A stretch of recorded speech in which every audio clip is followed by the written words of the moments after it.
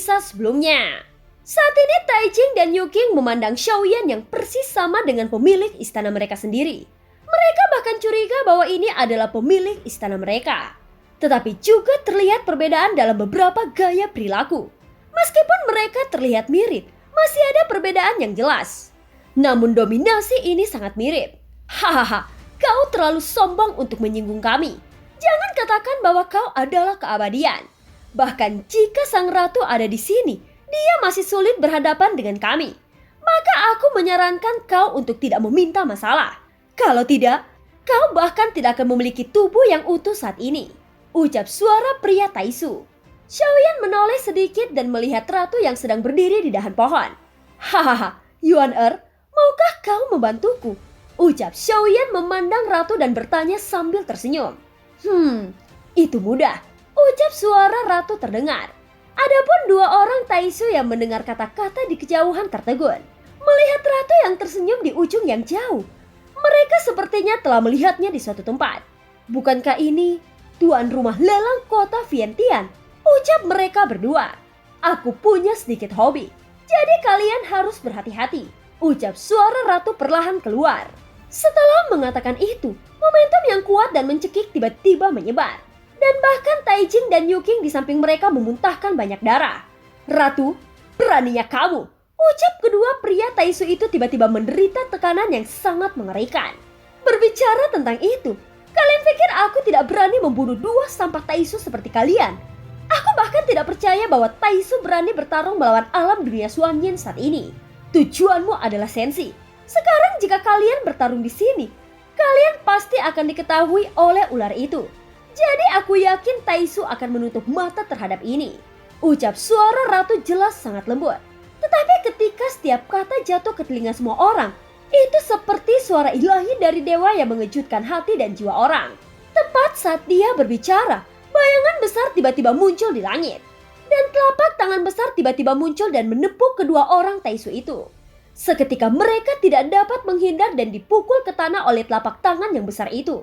Terlihat debu yang berterbangan di segala arah. Ketika semua orang mendongak, mereka melihat kera raksasa berambut merah dengan sosok ratusan kaki. Dan pada saat ini mereka dapat melihat bahwa pohon-pohon raksasa di sekitar mereka gemetar. Jika mereka tergantung di udara, mereka dapat melihat bahwa binatang buas yang kuat dan tidak tertandingi juga datang ke sini dari segala arah. Kedua orang yang dikunci oleh aturan tidak akan dibebaskan sampai mereka benar-benar mati. Dan sekarang mereka telah menjadi target hutan belantara abadi. Dan semuanya akan menyerang mereka. Kera raksasa berambut merah itu perlahan mengangkat telapak tangannya dan meraih mereka dari tanah. Kedua orang kuat itu juga ada di telapak tangannya. Bom! Saat berikutnya ketika dia melihat ledakan tiba-tiba, telapak tangan kera raksasa berambut merah itu langsung tertiup angin. Dan daging serta darahnya kabur yang membuatnya bersuara dengan suara yang keras. Taisu Jiu beralih ke sihir. Ucap kedua sosok meraung bersama. Seolah-olah mereka berencana menggunakan sarana untuk pergi dan secara paksa pergi dari sini. Melihat salah satu sosok sudah mulai kabur, Xiaoyan mengerutkan keningnya. Jelas memang mungkin Taisu akan pergi dari sini secara paksa. Tetapi tidak mudah untuk memiliki kesempatan ini. Xiaoyan memiliki sesuatu untuk diketahui. Dan dia tidak bisa membiarkan mereka melarikan diri. Yuan hentikan mereka. Xiaoyan tahu bahwa dengan kekuatannya, sulit untuk mencegat mereka. Jadi dia hanya bisa meminta bantuan sang ratu. Jangan khawatir suamiku, mereka tidak akan bisa melarikan diri. Ucap suara ratu keluar. Seketika terlihat dua guntur merah secara langsung menabrak baju besi dewa pada dua orang yang menyebabkannya bergetar hebat. Xiaoyan yang melihat adegan ini untuk pertama kalinya sedikit terkejut. Dan guntur merah yang membombardir mereka sangat mengerikan. Selain itu guntur merah ini juga yang membuat baju besi dewa yang ada di tubuh mereka mengeluarkan darah. Pada saat ini dalam kabut abu-abu, seekor naga besar yang bernama Jialong tiba-tiba bergegas keluar. Dan terlihat mulutnya memancarkan gas beracun hijau dan mudah untuk menelan siapapun. Tunggu, aku ingin mereka ditangkap hidup-hidup. Pada saat ini Xiaoyan berteriak dengan tergesa-gesa. Semua orang melihat bahwa mulut naga besar itu tergantung di atas kepala mereka. Dan air liur hijau menetes ke tanah. Membuat cibiran dan seluruh tanah dibakar menjadi lubang racun hitam. Naga Jialong, mari kita mundur sedikit. Ucap ratu berbisik. Dan terlihat kera raksasa berambut merah dan naga itu berhenti satu demi satu. Pada saat ini ada puluhan binatang buas yang kuat berdiri di sekitar. Mereka langsung mengelilingi tempat itu. Pada saat ini mata indah kedua gadis Taijing dan Yuking tiba-tiba menyusut. Semuanya terjadi begitu cepat sehingga mereka bahkan tidak dapat bereaksi. Mereka tidak bisa menahan diri untuk melihat ratu yang lembut dan cantik. Kekuatan itu adalah sesuatu yang belum pernah mereka lihat sebelumnya. Dan bahkan pemilik istana mereka tidak bisa dibandingkan dengan sang ratu. Bahkan jika mereka adalah kekuatan kuat di langkah kelima keabadian kaisar, tetapi di depan sang ratu mereka hanya bisa merasa bahwa mereka seperti semut dan bahkan jika pihak lain ingin mereka mati, mereka hanya perlu menggerakkan pikiran mereka. Kedua wanita itu awalnya ingin mengambil kesempatan ini untuk melarikan diri. Tetapi tepat di belakang mereka telah berdiri binatang besar. Sebelumnya mereka ingin mencelakai Xiaoyan. Tetapi sekarang mereka ingin melarikan diri. Karena itu telah jauh melebihi batas kemampuan mereka. Setelah Xiaoyan membunuh orang Taisu itu, selanjutnya pasti akan menjadi giliran mereka. Jika mereka semua ceroboh, mereka mungkin akan mati di sini. Jangan khawatir. Orang ini bukan orang yang kejam. Selama kita menjelaskannya dengan jujur, mungkin ada secercah harapan untuk hidup. Ucap Yuking berbisik dan terlihat wajah Taijing juga pucat saat ini.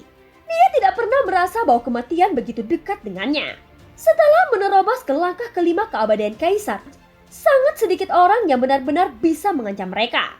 Perasaan diselimuti ancaman pembunuhan ini benar-benar membuat keduanya takut. Au! Tiba-tiba terdengar teriakan dari ujung yang jauh. Xiaoyan mengulurkan telapak tangannya dan meraih kepala salah satu pria Taisu itu. Tanpa mengucapkan sepatah kata pun, dia langsung mencubit kepalanya. Taijing dan Yuking sama-sama saling memandang. Aku akan mengambil kembali apa yang baru saja aku katakan. Ternyata di bawah baju besi dewa ini, itu hanya melawan makhluk keabadian. Ucap Xiaoyan bergumam. Pada saat ini dia telah menghapus satu orang. Dan makhluk keabadian yang bertarung tidak memiliki kemampuan untuk membentuk kembali tubuh. Baju besi dewa di tubuh pria Taisu yang dibunuh oleh Xiaoyan berubah menjadi cairan. Dan kemudian dengan gila bergegas ke arah pria Taisu yang lainnya. Yang langsung diintegrasikan menjadi satu. Bahkan ketika dia melihat kristal merah di dadanya berubah dari satu menjadi dua. Nafas yang lebih kuat keluar dari tubuhnya. Selama perjuangan, dia masih ingin melarikan diri. Saat ini sosok Xiaoyan bergerak. Dia langsung menggunakan metode penggabungan tubuh dengan avatar Yuan Shen. Secara alami tidak mungkin baginya untuk memiliki kemampuan untuk mengguncang mereka dengan keras. Entah itu avatar atau tubuhnya sendiri. Nyatanya itu semua bagian dari Xiaoyan. Adapun pria Taisu yang ada di bawahnya, ketika dia melihat Xiaoyan yang melintas di depannya dan menghalangi jalannya, dia juga mengatupkan giginya dan mengepalkan tangannya. Pada saat ini dia mengintegrasikan baju besi dewa milik rekannya yang lain, sehingga kekuatannya pasti akan sedikit meningkat dari sebelumnya. Xiaoyan juga terkejut. Dia tidak menyangka bahwa ada efek pertempuran yang tak tertahankan dari baju besi dewa ini. Hanya dengan baju besi dewa, dia bisa mengguncang keabadian. Jadi sepertinya baju besi dewa lebih kuat dari yang dibayangkan Xiaoyan. Apalagi baju besi dewa sepertinya bisa menyatu satu sama lain. Daripada armor, itu lebih mirip parasit pada tubuh manusia. Di udara tinju kedua sosok itu bertabrakan dengan ganas. Dan angin kencang menyapu. Xiaoyan tidak takut dengan aturan. Selain itu, pria Taisu juga telah lama menjadi sasaran. Sehingga tidak ada lagi energi yang membatasi. Dampak kuat menyapu sekitar. Dan itu hancur dalam jarak 100 kaki. Dengan pukulan tabrakan itu, tubuh Xiaoyan terkejut dan langsung kembali. Tanpa diduga dia jatuh ke dalam kerugian dalam konfrontasi ini. Dan mata Xiaoyan juga menunjukkan keterkejutan. Namun meskipun pria Taisu itu mengejutkan Xiaoyan, dia tidak dapat menyakiti Xiaoyan. Mata Xiaoyan menatapnya dan sepertinya menebak sesuatu. Saat ini sayap Valkyrie di belakangnya tiba-tiba gemetar. Dan tubuhnya berubah menjadi bayangan dan meninju pria Taisu itu lagi. Kedua sosok itu bertabrakan lagi. Tetapi Xiaoyan masih sedikit tercengang. Dan kali ini jaraknya sedikit lebih pendek dari yang terakhir kali. Sepertinya kekuatannya telah melemah. Gumam Xiaoyan. Xiaoyan jelas merasakan kepalan tangan yang sama 2 kali berturut-turut. Tetapi dia bisa merasakan penurunan kekuatan yang jelas. Karena Xiaoyan tahu bahwa itu bukan kekuatan dari pria Taisu itu sendiri, melainkan semua kekuatan yang kuat berasal dari baju besi dewa yang dia pakai. Oleh karena itu, Xiaoyan mengamati bahwa alasan mengapa kedua orang kuat Taisu ini terus-menerus membunuh keabadian adalah untuk terus meningkatkan kekuatan baju besi dewa. Hanya dengan cara ini mereka dapat memiliki kekuatan untuk melawan keabadian. Dan gerakan mereka sangat ganas. Mereka dapat dimusnahkan dengan satu gerakan. Dan sama sekali tidak ada gerakan kedua. Karena setiap serangan telah dikonsumsi. Pada saat ini pria Taisu itu sangat ingin melarikan diri. Tetapi kecepatannya tidak secepat Xiaoyan yang memiliki sayap Valkyrie. Dia bertemu dengan tinju Xiaoyan lagi yang merupakan konfrontasi ketiga. Kali ini sosok Xiaoyan tidak terguncang lagi, tetapi sosok pria itu yang terguncang oleh Xiaoyan. Sudut mulut Xiaoyan naik sedikit, dan saat berikutnya tinjunya seperti badai langsung menyelimuti pria Taisu itu. Bom, bom, bom! Kekuatan avatar Yuan Shen sangat mengerikan. Pada saat ini tinju Xiaoyan tidak biasa. Memiliki beberapa aturan yang misterius dan meledak menjadi kekuatan yang sangat kuat. Ini adalah perubahan 80 dewa surgawi yang diturunkan dari dewa Taihe ke Xiaoyan. Tetapi Xiaoyan tidak dapat sepenuhnya menggunakannya sekarang. Bahkan jika dia mengerahkan tinjunya, dia masih sedikit asing. Bukannya Xiaoyan tidak bisa menguasainya dengan terampil, tetapi dia belum sepenuhnya mempelajari tinju ini. Bahkan jika dia adalah dewa bintang 8 puncak, namun kekuatan fisiknya masih tidak cukup. Namun tinju Xiaoyan lebih kuat dari yang lainnya. Meskipun pria Taisu ini masih melawan dengan gigih, dia bisa merasakan bahwa kekuatannya dengan cepat melemah di bawah serangan gila Xiaoyan. Dengan kekuatan avatar Yuan Shen dan dengan adegan kombinasi perubahan 82 dari tinju dewa, kekuatan setiap pukulan tidak boleh diremehkan. Setidaknya setelah beberapa nafas, pria Taisu benar-benar jatuh ke dalam kerugian. Tinju Xiaoyan mengenai tepat di atas baju besi dewanya. Dan baju besi dewa itu seperti cairan dan masih dengan gigi melindungi tuannya. Tetapi sepertinya tidak peduli seberapa kuat baju besi dewa itu. Itu juga membutuhkan kekuatan yang kuat untuk mendukungnya. Jelas dalam konfrontasi dengan Xiaoyan, kekuatan keabadiannya telah habis. Dan kekuatan aslinya juga terungkap pada saat ini. Baju besi dewa memang sangat kuat. Apakah itu defensif atau ofensif? Itu tidak bisa lagi dianggap sebagai armor biasa. Tetapi itu adalah senjata dengan serangan dan pertahanan yang sangat kompleks. Tetapi Xiaoyan telah menemukan kekurangannya. Jika ingin mendapatkan kekuatan yang kuat, itu didapatkan hanya dengan terus membunuh. Mengambil kekuatan yang kuat dan mengintegrasikan mereka ke dalam baju besi dewa. Justru karena inilah orang-orang Taisu dapat memenuhi syarat untuk bersaing dengan keabadian. Baju besi dewa yang bagus. Aku menginginkannya. Ucap Xiaoyan meninju wajahnya lagi dan sosok pria Taisu itu bahkan ditembak mundur. Baju besi dewa di kepalanya sepertinya tidak mampu menahan pukulan Xiaoyan. Yang menghilang dan memperlihatkan wajahnya di bawah baju besinya. Namun harus dikatakan bahwa pertahanan baju besi dewa memang cukup menakjubkan. Pada saat ini Xiaoyan membuka pelindung wajahnya tetapi masih belum ada luka di wajahnya. Hahaha, kau sangat konyol. Bahkan jika aku mati, kau tidak akan bisa mendapatkan baju besi dewa ini. Hanya darah Taisu yang bisa mengendalikannya. Ucap pria Taisu itu mencibir dan sepertinya telah mengenali akhir ceritanya. Dia tidak punya kesempatan untuk melarikan diri saat ini. Pria Taisu ini benar-benar tidak menyangka bahwa dia akan bertemu ratu di sini. Dan dia sangat tidak beruntung. Meskipun dia berasal dari Taisu, bagaimanapun ini masih dunia Xuanyan. Sesungguhnya naga yang kuat tidak bisa mengalahkan ular tanah. Setidaknya sejauh ini dunia Xuanyan masih di bawah kendali sang ratu. Xiaoyan perlahan mendekati pria Taisu. Pada saat ini pria Taisu tidak lagi menjadi ancaman. Setelah mendekat, Xiaoyan bergumam di telinganya. Lalu, jika aku juga memiliki baju besi dewa ini, bisakah itu diintegrasikan seperti yang kau lakukan sebelumnya? Ucap Xiaoyan tersenyum tipis. Ketika pria Taisu mendengar kata-kata itu, matanya tiba-tiba menyusut. Dia menatap Xiaoyan dengan heran. Secara alami dia tidak percaya apa yang dikatakan Xiaoyan. Namun Xiaoyan hanya membuka mulutnya dan tidak menunjukkan avatar Taisu yang dia miliki. Meskipun Xiaoyan bisa membayangkan momen ketika avatar Taisu muncul, pria Taisu di depannya pasti akan memiliki ekspresi terkejut. Namun Xiaoyan masih mengurungkan niatnya. Bagaimanapun teknologi Minghe kuno di dunia Taisu telah berkembang ke tingkat yang tidak dapat dipercaya oleh Xiaoyan. Meskipun larangan telah dilanggar, itu tidak dapat ditentukan sepenuhnya. Dan kemungkinan untuk bisa dikunci lagi yang perlu diverifikasi. Setidaknya avatar Taisu miliknya saat ini tidak bisa ditampilkan di depan pria ini.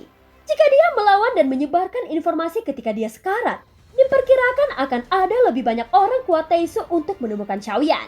Dia seharusnya tidak perlu takut selama ada sang ratu di sampingnya.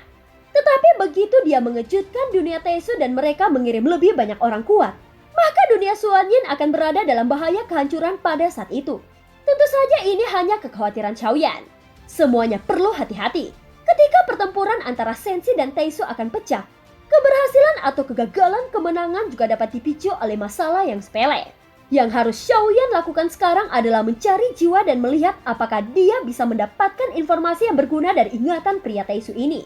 Hei, pria Taisu, apakah kau ingin hidup? Ucap Xiaoyan memandang pria Taisu itu dan bertanya. Ketika kata-kata itu jatuh, mata pria Taisu itu rumit. Apa yang kau inginkan? Baju besi dewa ini telah terhubung dengan hidupku. Ucap pria Taisu itu masih berbicara dengan keras, tetapi dia kurang lebih tahu situasinya saat ini.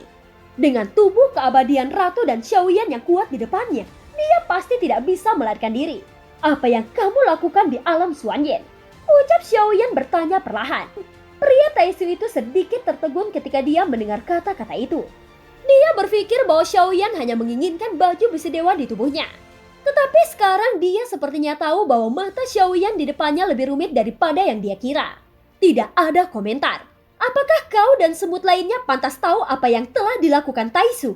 Ucap pria Taisu itu tampaknya sama sekali tidak takut hidup atau mati. Xiaoyan tidak marah, tetapi hanya tersenyum. Misalnya kapan kau akan menyerang Sensi? Ucap Xiaoyan. Ketika pria Taisu mendengar kata Sensi, matanya tiba-tiba menyusut dan menatap Xiaoyan. Sepertinya kau tahu banyak, ucap pria Taisu. Aku hanya tidak tahu banyak. Jadi aku bertanya padamu. Kau sebaiknya menjawabnya. Ucap Xiaoyan berkata sambil tersenyum. Ini terlalu rahasia dan kau pantas mendapatkannya. Sebelum suara Taisu jatuh dan giginya yang patah penuh di mulutnya. Xiaoyan mencubit mulutnya dan memaksa giginya yang patah untuk menelannya. Tiba-tiba dia menunjukkan ekspresi sakit di wajahnya. Lagi pula tanpa baju besi dewa, dia hanya orang yang lemah. Sial, ucap pria Taisu memuntahkan seteguk darah, lalu mengeluarkan sedikit darah sarkastik. Jika kau tidak mau mengatakannya, aku akan mencari jiwamu. Ucap Xiaoyan menatap pria Taisu itu. Jelas pria ini tidak akan membuka mulutnya dengan mudah. Bahkan jika dia dipaksa oleh hidupnya, sangat sulit baginya untuk berbicara. Mata pria Taisu itu langsung menunjukkan tatapan galak. Begitu dia menggertakkan giginya, nafas destruktif keluar dari tubuhnya. Untuk menghindari digeledah oleh Xiaoyan, dia langsung memilih untuk meledakkan dirinya sendiri. Hei, tunggu sebentar. Apakah kau ingin meledakkan dirimu? Ya, aku juga akan mencoba untuk pertahanan baju besi dewa ini. Ucap Xiaoyan berkata. Saat ini avatar Yuan Shen telah mundur. Dan avatar Taisu secara diam-diam terintegrasi ke tubuh Xiaoyan. Pada saat ini Xiaoyan tidak perlu lagi menunjukkan avatarnya. Dia langsung menggerakkan avatar Yuan Shen dan mengembalikannya ke dalam pagoda emas. Keganasan di mata pria Taisu itu menjadi semakin kuat. Tetapi tepat ketika dia memutuskan untuk meledakkan dirinya sendiri, dia melihat bahwa tubuh Xiaoyan ditutupi dengan cairan hitam di sekujur tubuhnya. Apa? Ini benar-benar kau memiliki baju besi dewa? Ucap pria Taisu terkejut. Pria Taisu yang terkejut itu jiwanya bergetar. Dia perlahan-lahan melihat baju besi Xiaoyan dengan tidak percaya. Mustahil. Reaksi pertama di hati pria Taisu adalah apa yang dilihatnya dengan mata kepalanya sendiri. Apakah kau menggunakan ilusi? Ucap pria Taisu mencibir. Karena dia tidak merasakan nafas Taisu di tubuh Xiaoyan. Dan tidak mungkin menggunakan baju besi dewa. Bukankah kau akan meledakkan dirimu sendiri? Cepatlah. Setelah meledakkan diri, aku akan melihat apakah baju besi dewamu akan bergabung denganku. Ucap Xiaoyan tampak tidak sabar. Pria Taisu itu langsung meraung dan bergegas ke Xiaoyan lagi. Bahkan jika dia tahu bahwa baju besi dewanya tidak memiliki kekuatan untuk melawan Xiaoyan. Tapi pukulannya adalah untuk memastikan apakah baju besi dewa di tubuh Xiaoyan itu benar atau salah. Bom! Baju besi dewa pada lengan terkondensasi menjadi armor tinju yang sama. Dan saat berikutnya saling bersentuhan. Pada saat ini kekuatan baju besi dewa dari pria Taisu telah lama kehilangan kekuatan keabadiannya. Seketika pria Taisu menembak ke belakang dan menabrak pohon besar sebelum dia stabil. Seteguk darah besar dimuntahkan dan matanya begitu rumit sampai batasnya. Kamu, siapa kamu? Mata pria Taishu itu penuh dengan kepanikan. Saat berikutnya sosok Xiaoyan mendekat dan kekuatan jiwa domainnya melonjak ke arah jiwanya. Cari jiwa. Namun saat ini mata Xiaoyan tiba-tiba menyusut. Ketika jiwa Xiaoyan menembus ke dalamnya, sosok pria Taishu itu tiba-tiba mengambang dan sepertinya terstimulasi. Itu bahkan bukan yang dia inginkan, tetapi dipaksa untuk meledakkan dirinya. Bom! Mata Xiaoyan tiba-tiba menyusut. Dan sayap Valkyrie di belakangnya tiba-tiba mengepak dan menembak mundur dengan kecepatan tercepatnya. Ledakan dirinya menyapu dan baju besi dewa di tubuhnya juga berubah menjadi cairan yang tak terhitung jumlahnya dengan ledakan itu. Namun cairan hitam itu bergegas ke Xiaoyan dari segala arah. Kilatan esensi melintas di mata Xiaoyan. Dan pria Taishu itu yang meledakkan baju besi dewanya tiba-tiba bergabung dengan Xiaoyan. Dan film pun berakhir. Terima kasih udah dengerin Mihu dari awal sampai akhir ya. Sampai jumpa. Sampai jumpa. Sampai jumpa.